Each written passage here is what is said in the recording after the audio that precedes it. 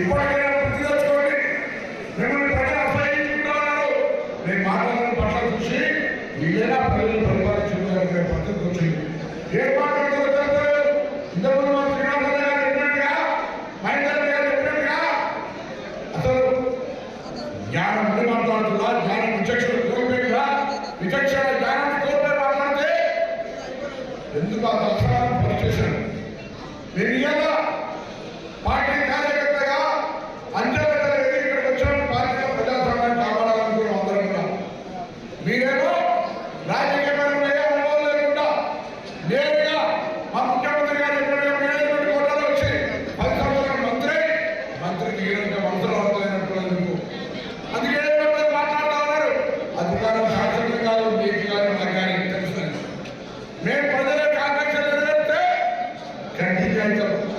మీరు ప్రజాస్వామ్యానికి విఘాతం కలిగించి ప్రజా సంక్షేమ కార్యక్రమాలు మాటలకే పరిమితం చేసి ఈ రాష్ట్రాన్ని అప్రమేయం చేసింది. కాబట్టి ప్రజలు మిమ్మల్ని అప్రమించారు, అది జాగ్రత్త చూసుకొని వెళ్ళిపోతున్నా.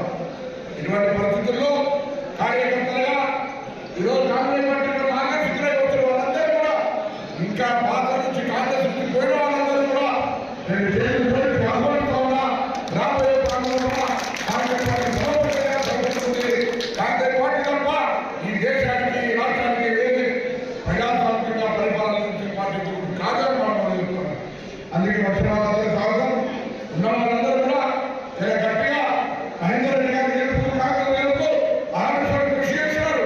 కానీ ఇక్కడ ఉన్నటువంటి కారణాలు కావచ్చు, లేదా ఉన్నటువంటి పరిస్థితులలో ఓడిపోయినప్పుడు కూడా శాసనసభ్యుడిగా ఆయన ఏం చేసిండో అందరికీ కూడా మహేందర్ రెడ్డి గారు కాంగ్రెస్ పార్టీ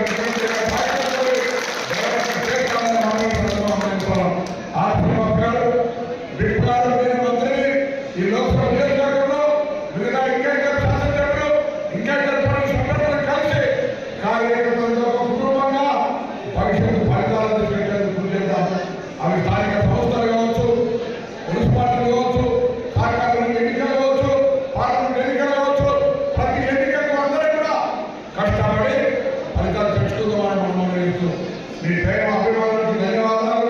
నేను ఆనంద కార్యకర్తగా ఒక ఎన్ఎస్ఏ గారిగా ఉత్తరాలు ప్రారంభిస్తే నాకు చైర్మన్ వచ్చిన, ఎంపీ వచ్చిన, ఎంపీ ఓడిపోయిన తర్వాత కాంగ్రెస్ పార్టీ ప్రెసిడెంట్ గా వచ్చిన, దాని కొడుకోలో కూడా అక్రమాలకు సంబంధించిన అంశాలు వచ్చిన అనేక సందర్భాలు జరిగిన తెలంగాణ రాష్ట్ర ప్రభుత్వ మంత్రిగా మీ బిడ్డగా మీతో కలిసి ప్రెసిడెంట్ వాళ్ళు ఇక్కడికి వచ్చిన చక్రవర్తి గారు కావచ్చు, చాలా మంత్రులు రాజేంద్ర గారు కావచ్చు, అందరూ కూడా కలిసి చదువుకున్నటువంటి వాళ్ళు తప్పకుండా ఆ విధంగా కార్యక్రమం తీసుకోవడం.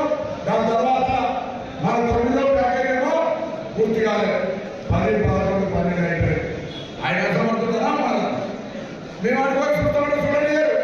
అటువంటి ప్రాజెక్టులు కాంగ్రెస్ పార్టీ త్వరలో పనులు పూర్తి చేసే చర్యలు తీసుకుంది. ముఖ్యమంత్రి గారు లేదా మహేందర్ రెడ్డి గారు, ఆదిశ్రీనివాస్ గారు, నేను అందరం మాట్లాడి అప్రమాణం కావచ్చు, కరికొండ కావచ్చు, దాని తర్వాత గౌరవ కావచ్చు, ఈ యొక్క ప్రాజెక్టులను పూర్తికి సంబంధించి హామీ తీసుకున్నాం. ఆనాడు ముఖ్యమంత్రి ఆ సమస్య నాకు అవగాహన ఉంది, మనమే ప్రిన్స్పెక్షన్ చేస్తుంది కదా, బరాబర్ చేసుకోవాలని మాట చెప్పిండ్రు. తప్పకుండా ఆ ప్రాజెక్టు పూర్తి చేసే బాధ్యత బాధ్యత వేస్తూ మరొకసారి మీ అందరికీ